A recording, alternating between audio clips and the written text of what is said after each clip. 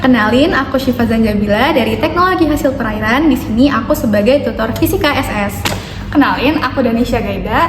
Aku dari Teknologi Hasil Perairan. Di sini aku sebagai writer dari Fisika SS. Selamat menyaksikan.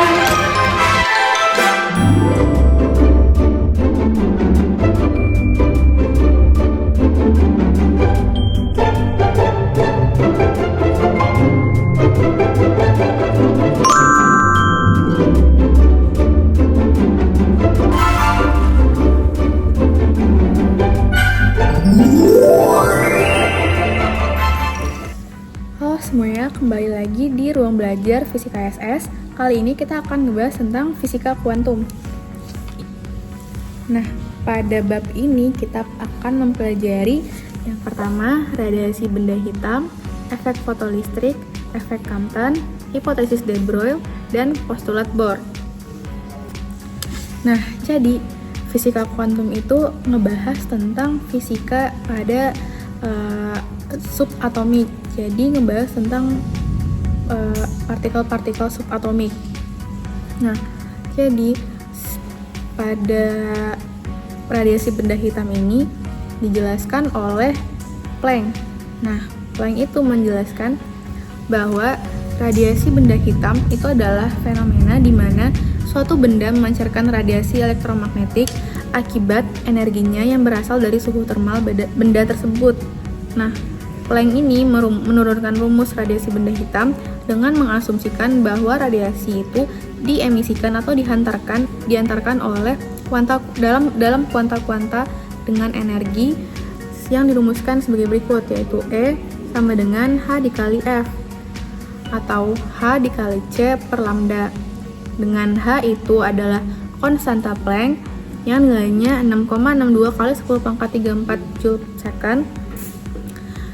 Dan F itu adalah frekuensi atau Hc per lambda.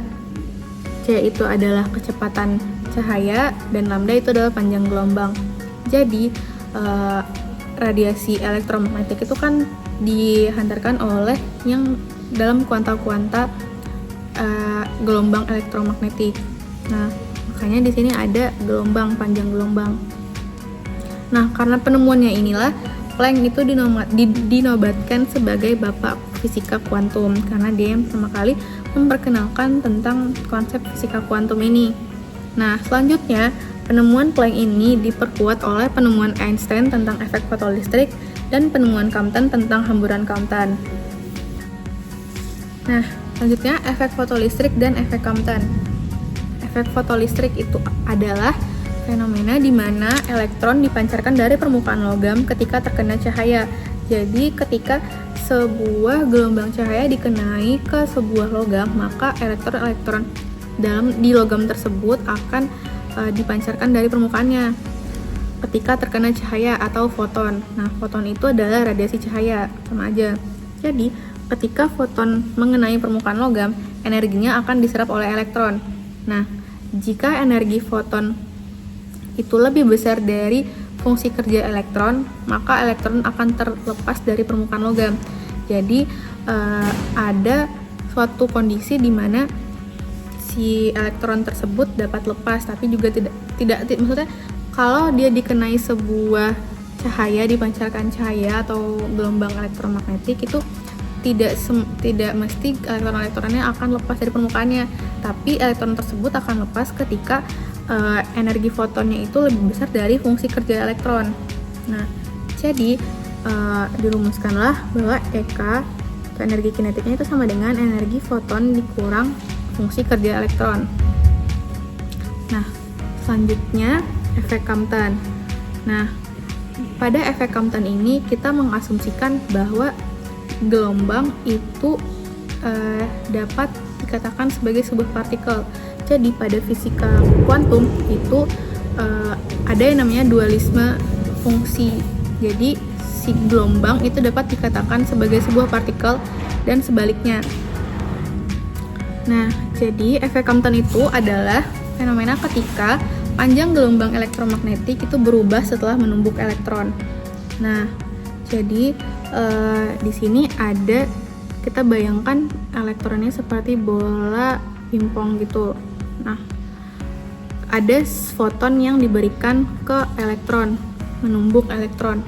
Nah, ketika foton tersebut menumbuk elektron dengan asumsi bahwa foton ini adalah sebuah partikel dalam bentuk partikel, maka partikel-partikel foton-foton tersebut akan berubah panjang gelombangnya, sehingga terjadilah yang namanya recoil atau terjadi tumbukan. Akhirnya panjang gelombang si foton tersebut berubah. Nah, secara matematis dirumuskanlah persamaan perubahan panjang gelombang sebagai berikut, yaitu lambda F atau lambda setelah tumbukan dikurang lambda sebelum tumbukan sama dengan delta lambda, perubahan lambda sama dengan H per M0 kali C dikali 1 dikurang cos theta. Nah, selanjutnya ada hipotesis de Broglie dan postulat Bohr. Jadi, de Broglie itu mengatakan bahwa setiap partikel dengan momentum P itu memiliki panjang gelombang terkait lambda sesuai persamaan berikut, yaitu P sama dengan H per lambda. P itu momentum, H itu adalah konstanta Planck, dan lambda itu adalah panjang gelombang. Nah, jadi de Broglie ini tuh menunjukkan bahwa partikel seperti elektron dapat berperilaku seperti gelombang, sama yang tadi yang udah aku jelasin. Dan cahaya itu dapat berperilaku seperti partikel atau foton. Jadi ada dualisme gitu. Jadi gelombang itu dapat berbentuk partikel dan partikel itu juga dapat berperilaku seperti gelombang. Nah, karena pada fisika kuantum ini tuh dalam kondisi subatomik sangat kecil, jadi ada yang namanya ketidakpastian.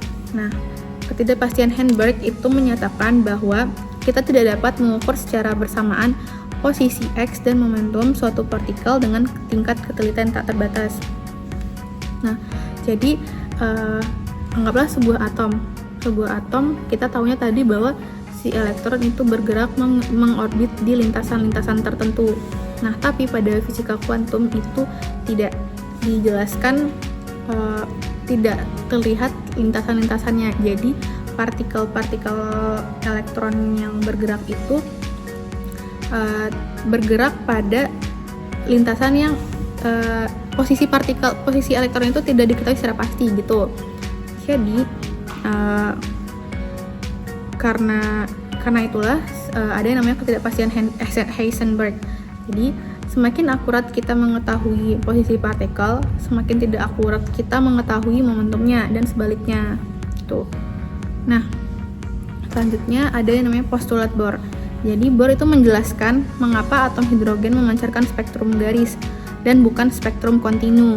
Nah, sama yang tadi udah aku jelasin. Jadi kan atom itu kalau sebelumnya itu dia elektron itu bergerak secara kontinu, maksudnya secara lintasan, ada lintasan-lintasan yang dimana elektronnya bergerak.